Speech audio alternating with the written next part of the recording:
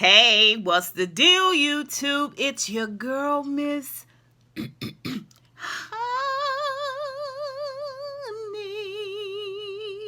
Welcome back to the channel. Welcome back. Welcome back to the channel, you guys. It is your girl, Miss Honey, here for another Power Book 3 Raising Kanan Season 2 review. This is episode 8. We only have 2 more episodes to go in this season. And it looks like in episode 8, a house is not a home. They are sort of wrapping up some storylines. Let's be clear. I had some ideas about what may be going on, some of the possibilities about what could be going on, like how everything was kind of going to unfold a little bit. If you guys check me out over on TSF Entertainment every Sunday evening, we kind of expound upon that Sunday's episode of Power. This Sunday we're going to be meeting, I think it's 6:10 over on TSF, Tom, Sam, Ford, TSF Entertainment here on YouTube. Guys, check us out. We usually there between 6 and 10. I'm going to post a link in the community page so you can join us over there. And although I try to review in a more condensed fashion, as condensed as Miss Honey is willing to go, right? Because, we could talk for an hour, right? But we sort of expound upon some of the ideas about what could be going on, and some of the nuances. So let's dispel some of those things so far that we've learned. Number one, I thought Dominic was dead. Gunshot to the gut. You bleed out really bad. It's really painful from what I heard. And the bleeding is profuse. But somehow he is able to make it from the top of a building in an old pigeon coop down a flight of stairs. Maybe he took an elevator. I don't know. Walked down the street, on his own 2 feet, not crawling. Passes out in the parking lot, hospital parking lot, is able to slam his bloody body up against the hospital door as it opens automatically and just says, "I'm dying," and falls out. Everybody comes and he's in the hospital. He is recuperating. They said if he had lost 1/8 of an ounce more of blood, he would have been dead. They said, oh, he's really, really, really, really bad. I was like, oh, it must have ricocheted off some kidney stones or something, because this ninja should not be alive. But we got to move this storyline along. So that's what we have for the moment. Dominic opens the show by being alive. Okay, number one. Let's dispel those rumors, right? He is not, in fact, dead, right? Oh, this episode. Listen, if you like what you hear so far, hit that. And you're not a member of my channel, hit that subscription bell. If you want to be notified when I do videos, hit that notification bell right next to the subscription bell. If you want to participate in engagement, okay, go ahead and hit that thumbs up button. And of course, if you want to talk a little bit more about the show, let's do it down below in the comments. Okay, listen. We're going to start this episode out with Lou, because I don't know. I just don't know. What is going on with Lou? What is going on with the Lou character, you guys? Lou, this episode was called A House Is Not a Home, but it should have really been called I Roll Up On. I roll up on, because everybody's rolling up on somebody else. When we see Lou, he rolling up, him and Zisa rolling up on the DJ guy. The one Crown was talking to about getting Zisa's song played on the radio. Well, Lou and Nose haven't heard the song yet. So basically the dude took the money and he hasn't, for whatever reason, hasn't played the song yet on the radio. And so Lou rolls up on the guy and he said, "You got money, but we haven't gotten any spins." And the guy is like, "Oh, well, you just don't know how this works. I'm late for work. I really don't have time to talk to you right now." He was like, No. We're going to talk about what we paid you for, why you not playing the song. And Zisa was like, "Why you not playing my music?" And he was like, "Oh, wait a minute. Tell Lou this your artist?" And Lou just stands there looking stoic. You know what I'm saying? And, he says, "Oh, tell you what, why don't you let her come upstairs and show us why we should really be playing her songs?" In other words, what he's saying is, come up and live. If she do what she need to do down on her knees, maybe I will play the song. Maybe. You know what I'm saying? I know I took your money, but if I can get that little extra, maybe I will play it. And Lou is not here for that. He is not here for that. So he immediately grabbed him by the collar, arm strong up under the neck, gun to the mouth. Right there. Okay? Ooh, she asked you. Gun to the mouth. Okay? And he tells him, you know what I'm saying? He said,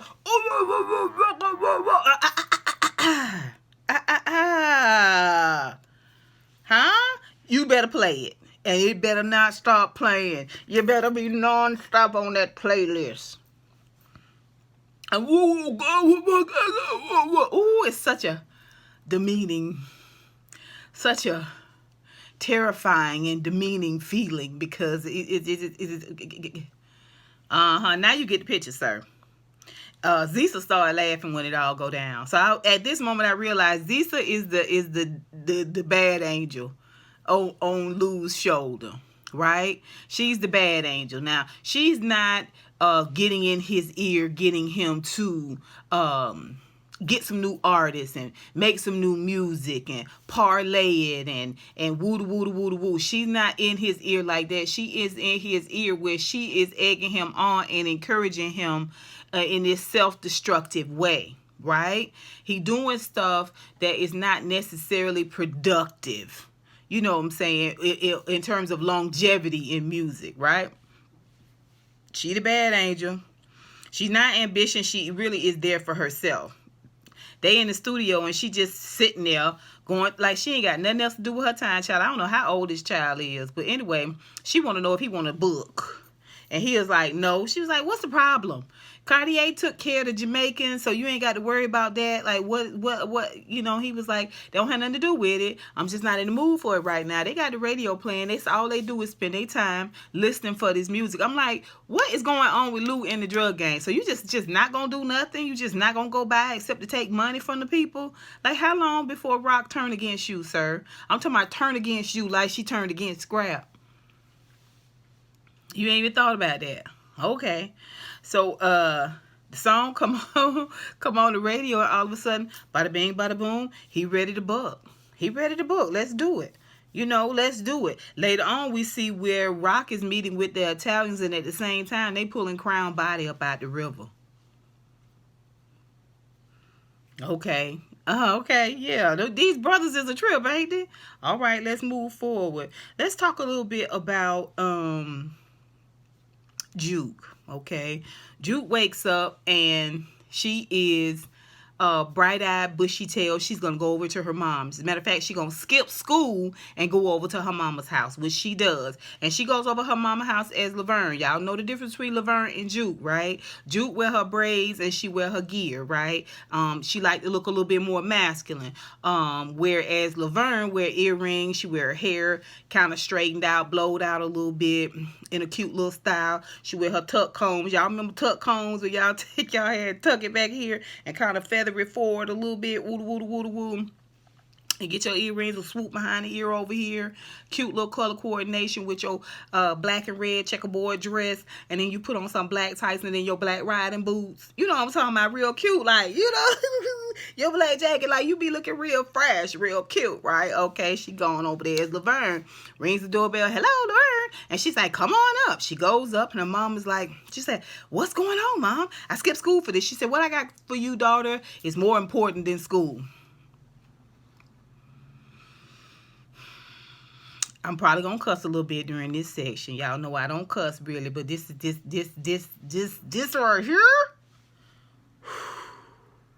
how they do Juke is it rips my heart apart. It really, really does. So Juke find out basically the whole church there. I mean, I don't think Corey was there. Oh boy, she went to the movies with. They didn't hone in on him if he was there.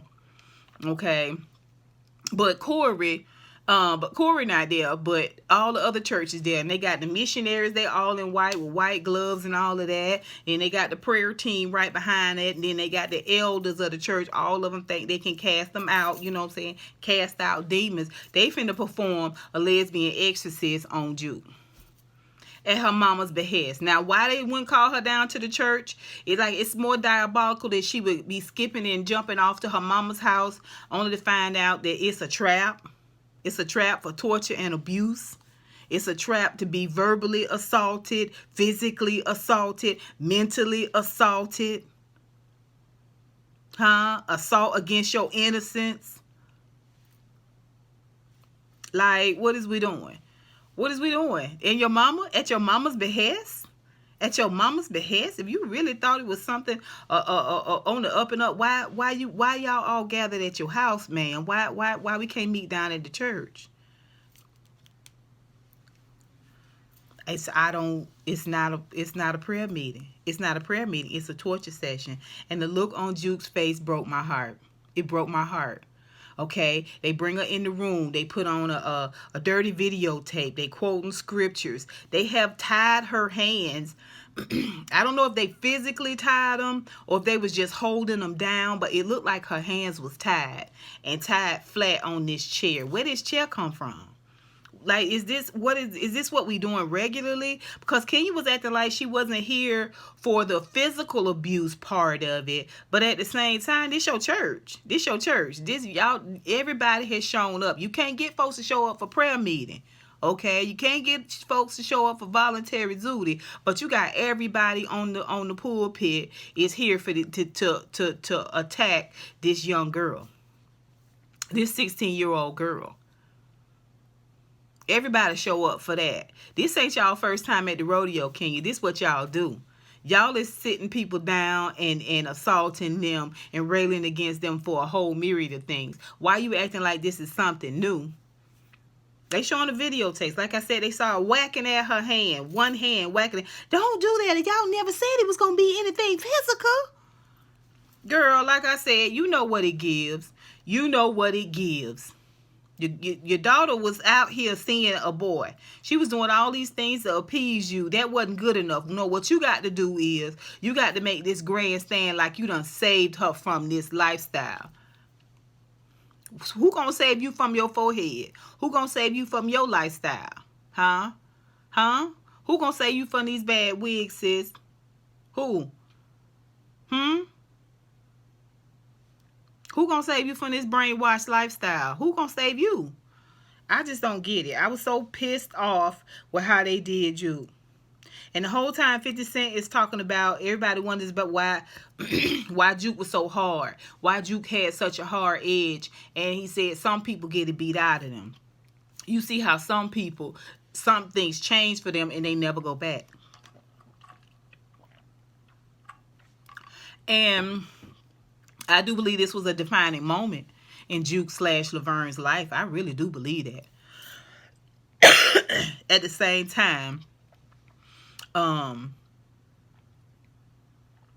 it's just crazy. It's just crazy how much she went through, and she never really talked to anybody about it. When Marvin found out, he just happened upon her.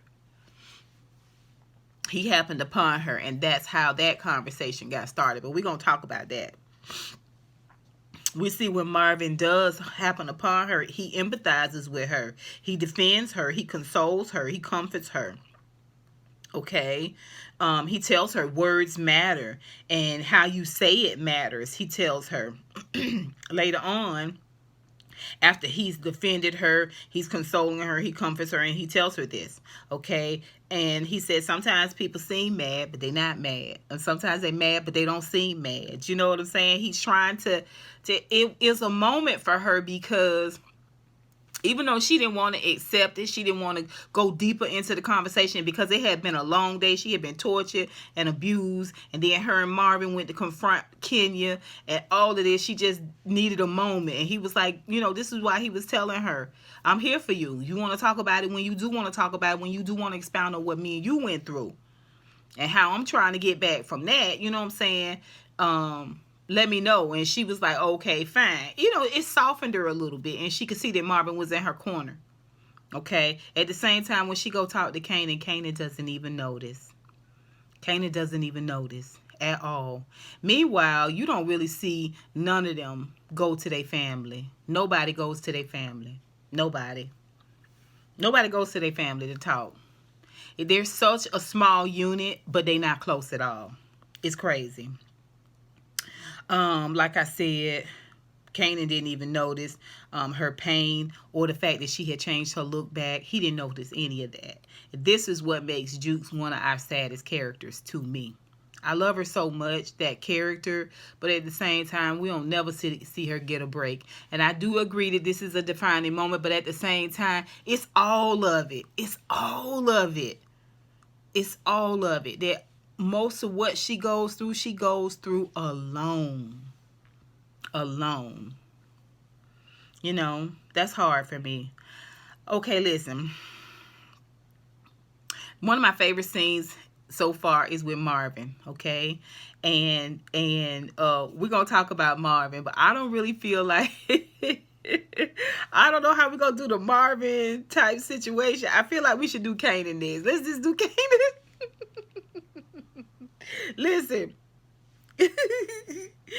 Kanan sitting at the bus stop, child. I don't know why he's still riding the bus. Your mama's a big time drug dealer. I guess because he's 15, but still, it's weird that he's still sitting at the bus stop, like right on the street. I don't. And Scrappy Mama rolled up on him. She wasn't looking for him, but when she rolled past that bus stop and she saw him, she was like, "What the deuce?" And she hit that Yui and pulled back on it. He was like, oh, he didn't know what to do. He didn't know what to do. I was like, somebody has got to bring this boy in on what the streets is about. Like, I just don't get how he don't know that he's supposed to be off the street. He's supposed to stick and move, like keep it moving. Like, what is you doing? You're not supposed to be out here in public. Like, you know what time the bus come? You don't sit at the bus stop. You wait until right before the bus come to run to the bus stop. Everybody know that. Like, what is you doing? And so she pulled up and she said, where's your mama? What is your mama doing by Scrappy? I know Scrappy didn't kill himself. And he was like, Miss Scrappy Mama, you can't be pulling up on people like that. The police say that Scrappy shot himself. My mother loves Scrap. My mother loves Scrappy. Yeah. You tell your mama she need to be investigating what's going on with Scrappy. I don't give a duck what the police say. I don't care nothing about that. My boy wouldn't do that. And for hard as he worked for Raq, she should be out there making somebody pay. Looking for the people that hurt Scrap and making them pay. You tell your mama if she don't do it, I will. Your mama don't find somebody to make pay, find the people who kill, I will.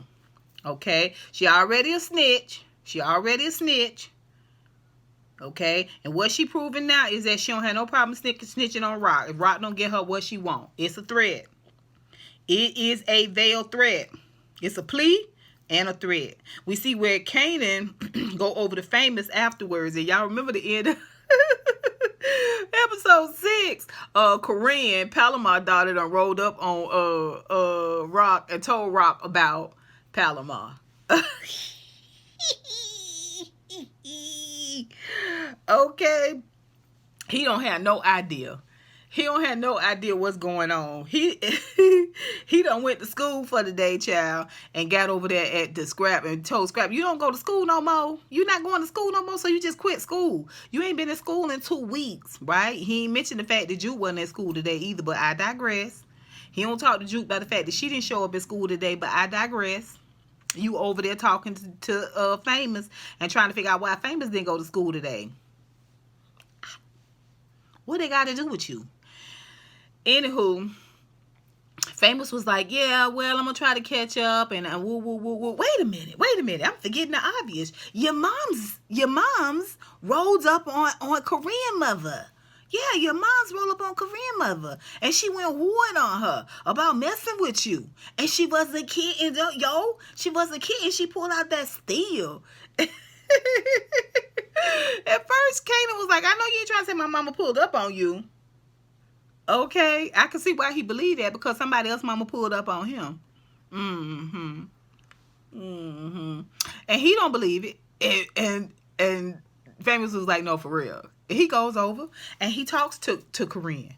I mean, he talks to Korean mama, Palomar. He was like, Palomar, open up. I mean, her door been getting bust down all day. Open up. And she was like, I can't see you no more, Kane. And he was like, open this door. And she was like, your mom's came by here. Okay, and she made it clear that you not the one. Like, I can't even do you. He was like, my mom, you are the one about my mother. You got what my mother. Listen. listen. I'm gonna tell you right now, I knew you. When I saw you with your mama, I knew I liked you and I wanted you. Okay? But I didn't know it was gonna be all this extra and stuff with bullets and firing mechanisms and things of this nature, and pins and pulls and handles and I didn't even know all that. So I'm gonna have to let you go. Okay, I'm gonna have to let you go. Now, when she opened the door for Raq, she looked all of 39, 38, 39. When she opened the door for Kanan, she done took them pin curls out, baby, and she looked all of 29. I was like, Palabon, you better shape shift. You better shape shift. She had them girls sitting, baby. They was sitting. Okay. And he didn't want to let it go. And she was like, you guys to go. Okay. First of all, Kanan, pump your brakes. You know you ain't even feeling Palomar like that. Like, the first thing you do is stop at Famous. No. Okay? The first thing you do is go to your girl house. That is not your girl. Do you understand that? Like, move on. Move on. Move on. He tried to make a good plea of it, though, child. So, then we see where, Kanan is mad as heck, baby. When he left Palabon house, his face was I took a picture with my phone. I'm gonna try to make it the thumbnail, child. You should have seen it. I had to wait. Mugging, baby. And so he goes back to Famous's apartment. He finds Famous rummaging through his bag. Famous ain't doing nothing but trying to get material to make his next song. That's really what's gonna get him in trouble. That's really, I know we think he gonna end up cracked out and on the streets, but him talking too much about what he done found out about Kanan is what's probably gonna end up getting him dead. Okay? We see where, now let's go back to dispelling before I move forward. Remember, I thought possibly Palomar could be a part of what Cartier got going on, because Cartier just seemed like he just, I don't know, he giving me setup tease. The way he doing with Raq, he just chit too much, and the way these chicks just kind of fell in line, and it just seemed like all points of Raq's organization was being targeted and you know, taken down a little bit, or distracted or something. I don't know. So maybe Palomar not. Maybe Palomar is just an older chick who hot in the puss. They're like lollipops. You know what I'm saying? You know what I'm saying? Lollipops, like lollipops and gumdrops. You know what I'm saying? Snakes and snails and puppy dog tails. Huh? Huh? Oh, okay. Evidently it happens. Evidently it happens, because evidently she's known for doing this kind of stuff.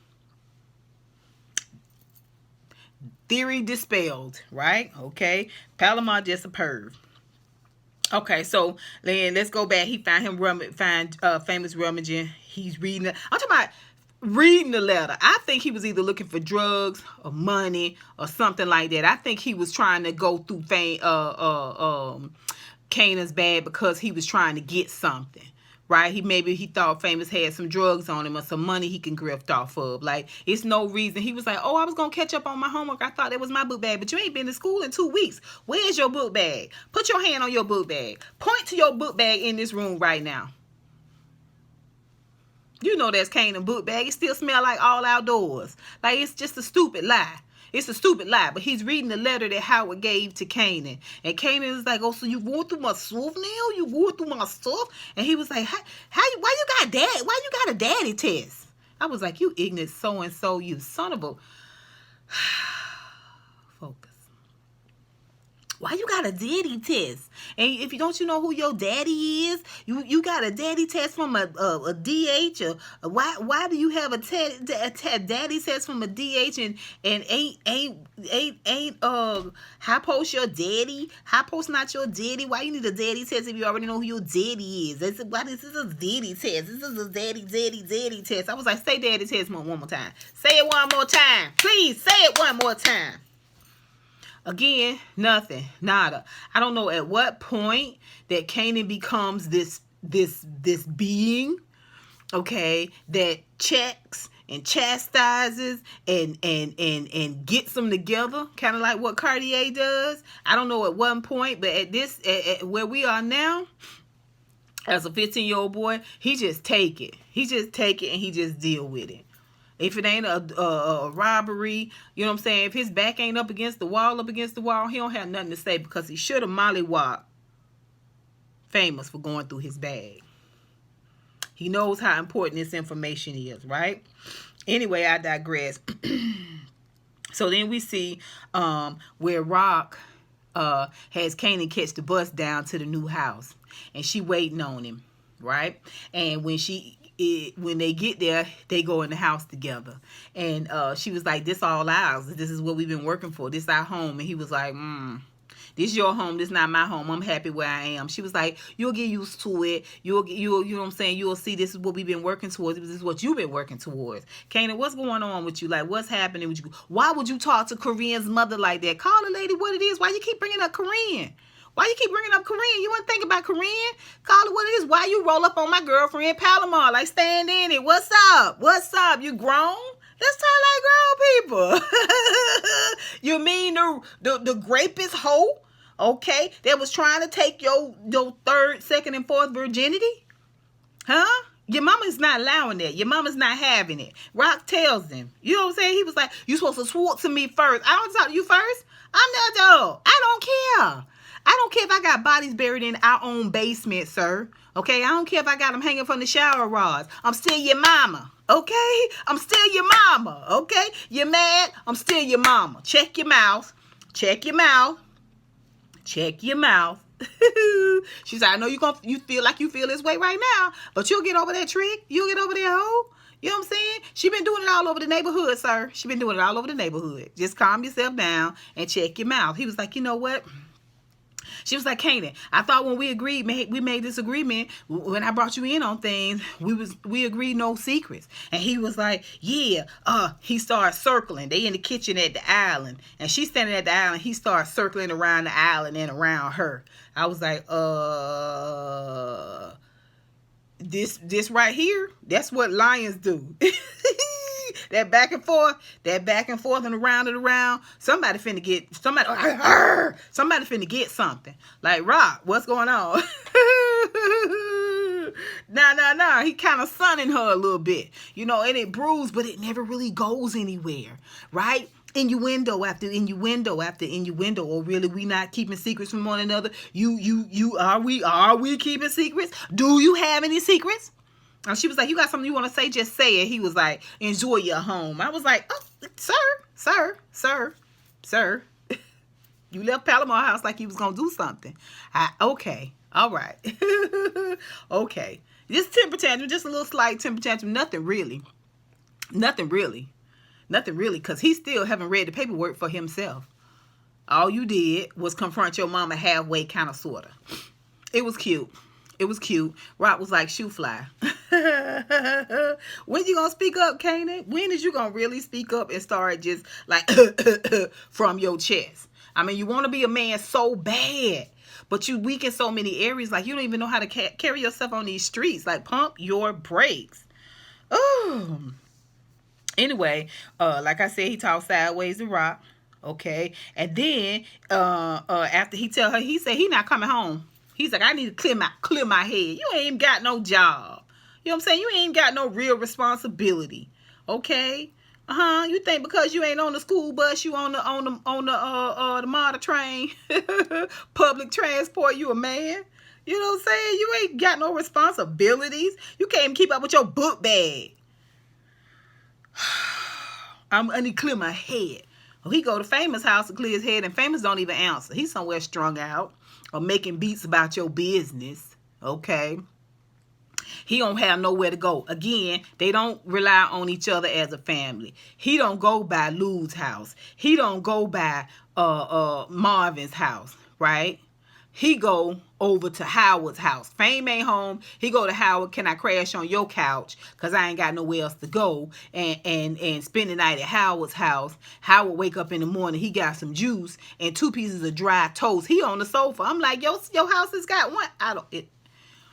They talk half-heartedly a little bit, kind of, sort of. Still no real conversation between one another about what's going on and how it's going on. And Kanan get his stuff. He want to know a back way out of there because he don't want to be seen leaving there. And Howard was like, "Wow, really?" And he was like, "Wow, really? Go out back. through the kitchen, and that's where you can go. That was the extent of that conversation. Still, we ain't talk about nothing. Still, we ain't got nothing to say. So we see where Kanan confides in Juke. When he goes home, he's packing up his stuff, right? And Juke comes in again. He doesn't notice anything is different about Juke. He doesn't know that her hand is kind of swollen and that she's favoring it, that she's keeping it covered. He's walking back and forth again like a lion from the closet, putting stuff in the closet, talking about how much he don't trust his mama, and she gone too far, and this not right, and she forced me to do something I shouldn't have been doing. All of those things are true. All of those things are true. Okay, I even understand you saying you want to pack up and go, but you haven't had any conversations with your mama. Not directly. You haven't looked her in the eyes and said what it is you need to say or nothing. You just picking up your stuff and going. Y'all are never really going to talk about this. It's just going to be animosity. It's just going to be, if she don't never say nothing, you ain't going to never say nothing. Like, I just, and Juke is like, your mother loves you. Right? He was like, your love is one thing. This ain't love. What she love is for everybody to get in line and do what she want them to do, how she want them to do it. You know, and then she sees that he's serious. She sees that he's really, really upset. And she tells him, Fame's house is filthy and you don't know how to wash clothes, so get some more underwear. He don't have no questions for her, no words for her, no nothing. Okay? He just flat out don't trust Raq. And finally, he's, I guess, at Fame's house now, and he's settled, and he's reading the letter. Finally, he's reading the letter. Finally, he's reading the paperwork. Sit down, little fella. Sit down. You ain't ready to run with the big dogs. You're not even remotely ready at all, okay? If the show wasn't named after you, I'm just going to be honest. I don't know if you're going to make it past this season. Come on, let's talk about Raq and Marvin. Okay, first of all, Raq done rolled up on Palomar. Baby, when I tell you she rolled up on her so hard. And you know how people go to fight, they pull their hair back, they take their earrings off, they may grease their skin down with a little Vaseline so you can't get a good grip on it, you know what I'm saying? And they put on tennis shoes, right? Because they can't be slipping and sliding and all of that, right? You know what I'm saying? They just get ready. Raq go over there in 4-inch heels. Ooh, some old black, old skin tight Calvin Klein jeans, baby. And she got on a red, old dark red, slight burgundy colored bolo jacket, baby, with the long sleeves, all fur. And she boom, boom, boom, boom, boom, boom, boom. Open this door. Open this door. I shoot it open. And Palomar was like, oh, and she told her, she said, stay away from my son. And Palomar was like, I just do not know what you're talking about. Baby, she had them pin curls in, and I tell you, she looked every bit of 39.9999. Okay, that dry face. And the girl, them Stephanie Meal features, I was like, Palomar, girl, you had to start early in the morning, don't you, boo? And so Raq said, I want you to stay away from my son. I have no idea what you're talking about. Raq pulled that gun out and put it to the side of his head and said, you can say what now? Do you know now? Huh? Is it coming in clear right now? Huh? You picking up what I'm putting down right now? See, listen, I asked around about you and I realized this is some things that you like to do, but not with my son. He's the last. Snake, snail, and puppy dog tail. Okay? You gonna get wagged on today. Right? And Palomar's like, yeah. Let me have to come back around here again and click, click, boom, bitch. Click, click, boom. I was like, ooh. That's what she's supposed to do. That's what she's supposed to do. You could tell it wasn't going to be no fight. It wasn't going to be no fight. Raq said it wasn't going to be no fight, okay? You going to pick it up or you going to get put down, okay? And she rolled up on it with them 4-inch heels like, I look fine. I smell fine, okay? And I don't play. Get it? If you go near my son again, okay, I'm going to lay you down. Okay? And she adjusts them rings. Famous done seen it all because he done heard the doom, doom, doom, doom, doom, doom. And he done ran out the house. Now, he don't get up for Kanan ringing the doorbell in the middle of the night, but then he will get up for this. He don't get up for school, but he get up for this. Raq walked past him and tucked that gun back down to that bolo. She said, Famous, go to school. He was like, ooh. I was like, oh, okay. Oh, it's going to be a sad day when she end up having to kill Famous. If Raq don't kill Famous, it's going to be Kanan. I think Kanan going to kill Famous. That's just my opinion. We going to see. Okay. Then later on, we get to see her go to dinner with Cartier. And he on the phone with Tremont talking about Abraham. Abraham done got locked up, and Tremont want him to get a lawyer to get Abraham out. And he said, no, let him stew for a while. A ninja don't realize he need another ninja until he need another ninja, right? And Raq just sitting there at dinner taking, drinking champagne and eating saltine crackers with fish eggs on it and taking in all the intel, right? And Cartier is just like, I was like, I don't know. It just feel like a setup. Now, maybe it don't involve Palomar and Zisa and all of that stuff. Maybe he ain't got a harem of grifting hoes. But at the same time, I ain't never seen nobody talk this much. So either he like the Italian boss and they don't really see Raq as a threat. They don't really see Raq as competition. Maybe that's why he talking so much in front of her. I don't know. It just feels like a setup to me. But it could very well be that he's that slow, thinking because she's pretty, she's not a threat. It has happened to men more powerful than him. It is a very real possibility. Y'all tell me what y'all think. Y'all put it down below. So we see where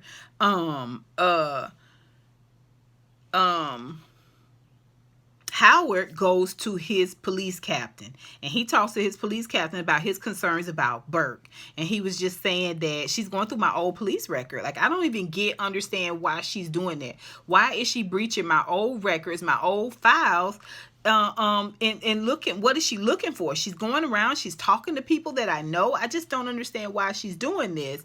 And at the same time, it's like she doesn't have anything else to work on. Well, the captain seconds his emotion, and he tells him, he says, listen, I'm getting a lot of reports about some of the stuff that Burke is doing too, and I don't like it. You know what I'm saying? Plus, on top of that, Nicole's mama and daddy are still talking about the things that Burke has been doing. Now, remember, Howard went to see Nicole's daddy, and I don't know if he put a bug in his ear or a bee in his bonnet or what, and just subtly mentioned some things which led to him calling down to the captain. But that he said that even Nicole's daddy is saying that that Burke was inappropriate. It was inappropriate how she handled his daughter and his daughter's death. Child, some type of way they trying to sell it, but they selling it as a chastisement instead of a reprimand. Like, they can't sit her down. Like, he can't suspend her for a few weeks. Like, he can't take her off the case. He can't get her another 3 cases to work on and have her get a report to him on his desk by the end of the day. Like, you could keep her busy. I don't understand what is we doing here. Like, why is we? Anywho.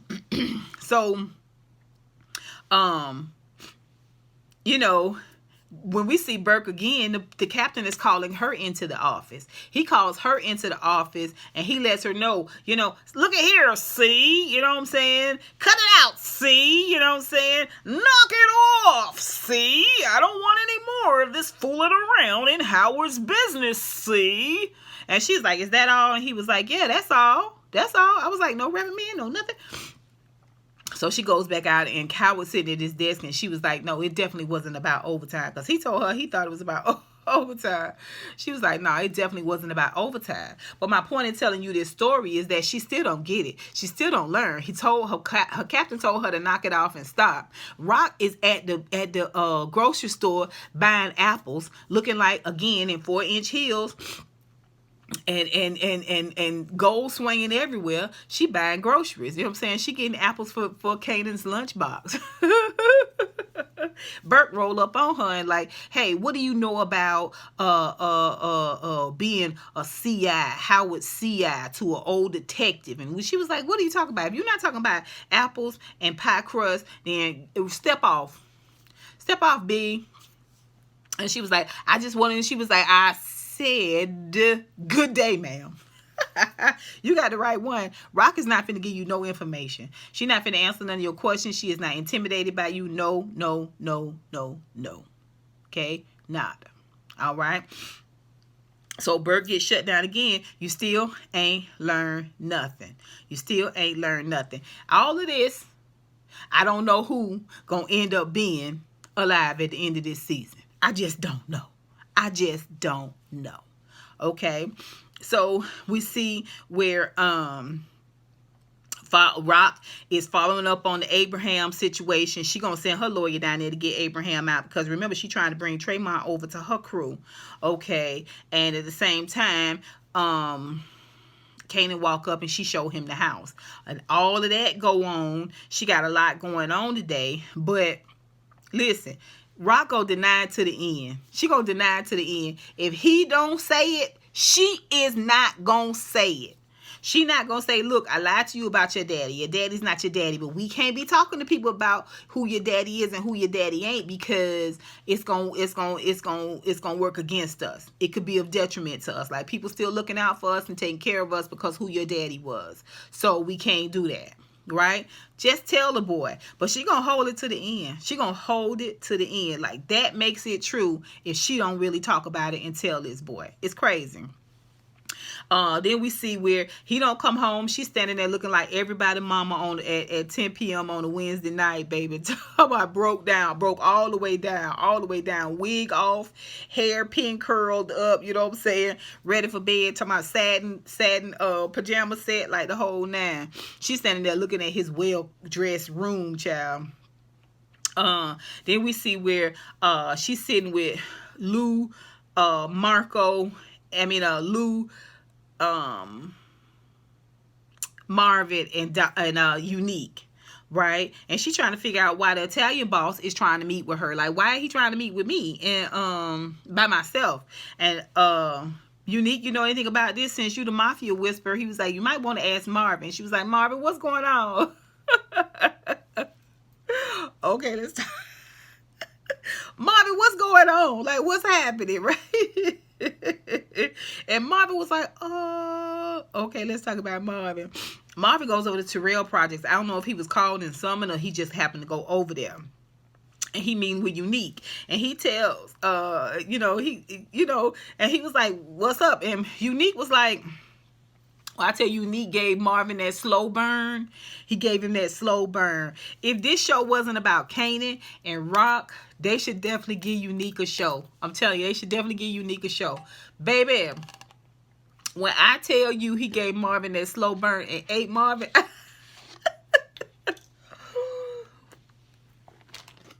he had Marvin so flustered. He said, Marvin, what happened with you and Marco? He was like, how should I know about why would I have anything to do with the Italians? This Marvin. Unique said, listen, you know you was doing business with them. And you know what happened, right? You know that Marco is dead. And he was like, I'm not right. He was like, listen, you ain't got to worry about Marco. Who you got to worry about is that other one.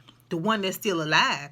And Marvin takes out a cigarette and puts it in his mouth. He go to light it. He was like, what the papers say? The papers say he could be, they can't find him. They don't know who he is. He could be dead, right? He probably dead. And Unique is like, dead, huh? He take them two fingers and put it in Marvin's shoulder. He say, listen, you know like I know that if he ain't dead, he talking. Okay, all right. And if he talking, that means you in a world of trouble. But the way he drug the whole conversation out, he said, until there's a body, he ain't dead. And if he ain't dead, then that means he's still talking, okay? Buddy, you is in a world of trouble. Okay, ooh, you finna get it. You finna get it. Baby, when he was talking, Marvin kept trying to light that lighter. And he finally couldn't light it. Baby, he chilled Marvin's blood because he was bringing it straight home to him and letting him know, listen, this gonna come back to bite you if you ain't careful. What is you gonna do? Man, I know you nervous. And baby, that cigarette was just quivering. Oh, Marvin is so nervous. I'm talking about nervous. Okay? Still at the same time, with all of this is going on, he done call the hospitals, and he don't really know how to find the person because he don't know who the person is. He just knows that the person is of Italian descent, and he just gets frustrated. At the same time, he's still maintaining like his peace and his cool. He's just super nervous, but he not kaboom Marvin like he was in season 1. So it's kind of funny how it's all playing out. We see Unique talking with the Italians, and they want to know who was with Marco. And we see where they do find out who was with Marco. Okay, it was Dominic, and they go down and talk to Dominic, and Dominic tells them it was the ninja lady's brother, with the one with the beard, who paid us to go over there. Now he don't tell that he's the one that got nervous and twitchy, and the one that shot Marco dead. Right? He don't tell that. They can't stand Dominic no way. So later on, the Italian Marco daddy sent somebody back around there to smother Dominic to sleep. Thank goodness we don't have to deal with Dominic no more this season. But he's not the kill we've been waiting on anyway. So that's silence, but the Italians know. The Italians know at this point. All right, we see where, like I said, Marvin then goes to Raq's house. That's where he finds Juke burning all her clothes and crying. He finds out what's going on. She don't want to have nothing to do with her mama no more. And he takes her back to her mama's house and gets out the car and goes and confronts Kenya. This, with everything he got going on, he is the only one that's able to focus on Juke. And he should be. He her daddy. Why would you do that to your baby? Why would you do that to her? This what he telling Kenya. Why would you do that? I told you to stay away from her. This how you treat her? And he said, and she was like, I'm trying to get her on the straight and narrow and get her into heaven. And he was like, oh, like you on the straight and narrow when you left your daughter? Like you on the straight and narrow when you out here sucking and bucking on these sports players? And she hauls off and slaps him hard. Whoosh. Baby, when I tell you, Kenya forehead started swelling and getting dark and angry, and it was like a storm cloud was just right here in her forehead, just right there. Like it was right there. I was like, ooh. And when Juke saw Marvin get slapped real hard by Kenya, she said, Dad! And she got out of her car and ran across the street. And she said, oh, who not touch my dad? She didn't say that, but that's how she was. And she was like, listen, Juke, baby, I was trying to tell you that I did this for your own good. Don't you want to get into heaven? Juke said heaven just something people tell you to make sure you behave here on earth. She gathered her daddy up and they go on back home. And he is able to talk to her. He is able to console her. He is able to have a moment with her. And this is what made me feel like, oh no, don't let it be Marvin. Don't let Marvin be our body. Please, please, please, please, please. Because it's like he's reconciling with her. It was the last thing they did together. That's how it was giving me that feeling. It was giving me that feeling, and it was really connecting, right? It was really a good moment. And it just felt like Marvin was trying to put everything into place. He then leaves there and he goes and, like I said, he meet up with Raq and talk to Raq, right? Raq, Unique, and Lou. And Lou done got word that they want to meet with her. One-on-one. Her and the boss. Right? Italian boss. Why Unique? Unique say, ask Marvin. Marvin was like, well, because see, remember how back, when we was little, you remember how we used to be, and it was a video game that we used to, and she was like, whoa, what's going on? And Unique was like, he hired Remember that killing over in Scarsdale? What Scarsdale got to do with me, Unique? Marvin is the one that hired Marco and the dummy to go over there and kill the girl, Antonia, such and such and such. Actually, it's Tony Deep. Tony Deep. Yeah, I did. And Rob was like, no. No. Like,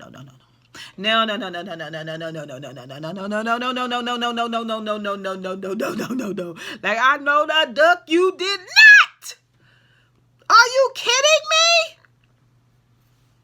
After this conversation, he needs to go over and he needs to talk to Miss Renee. This is what Marvin do. He go over and he talk to Miss Renee, okay? But first, Raq go over and talk to the Italian boss, right?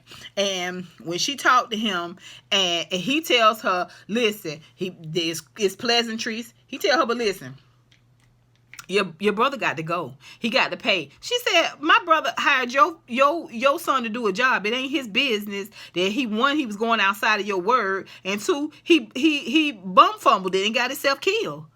And he's like, well, you know, somebody's got to answer for my son, so it might as well be your brother. And she was like, listen, my brother don't owe you nothing. He don't owe you nothing. He paid for the services that he needed rendered. Your son got killed. This is just the way it is. And he was like, fair is fair, even exchange. And she was like, I'm giving you even exchange. I'm giving you even exchange. He got paid, didn't he? Right? My brother don't owe you nothing, and neither do I. And so he tells her, he listen, you know what? This is just like a woman, a smart mouth woman. Where you get off thinking? She was like, listen, first of all, it ain't about you. This business. Okay, you don't owe me, I don't owe you, and that's all the fair and balanced equality we need in this whole situation. I say good day, sir. I say good day. He gives the nod, okay, and puts a hit out just like that on Marvin. Okay, it is a mess. Okay, Marvin go see Miss Renee, and she coming out of the church house after a meeting. He want to talk to her, and she want to talk to him. He glad to see her. She glad he called. They walking and talking. They walk past the alleyway, and just as they get together, two Italians step out the alleyway and say, hey, Marvin. And when they say, hey, Marvin, they start shooting. Him and Miss Renee go down and show goes off. We don't even know. Is Marvin alive? We have no idea. Oh, they did the previews for next week, but they didn't show Marvin. Okay, they didn't show Marvin. I don't know what's going on, y'all. This is why I love this show this season. It could be a myriad of things going on. They could have went in any different direction. Even some of my wild, crazy, harebrained ideas and theories, they could have went down that path. It still would have applied, right? This is why I love this show this season. To me, it's very entertaining. It's definitely keeping me watching. You guys tell me what you think about this episode. Put it down below. Listen, don't forget to check me out tonight, 6 p.m. at TSF Entertainment, Eastern Time. Okay? And until next time, honeybees, mwah, mwah, mwah. I holla.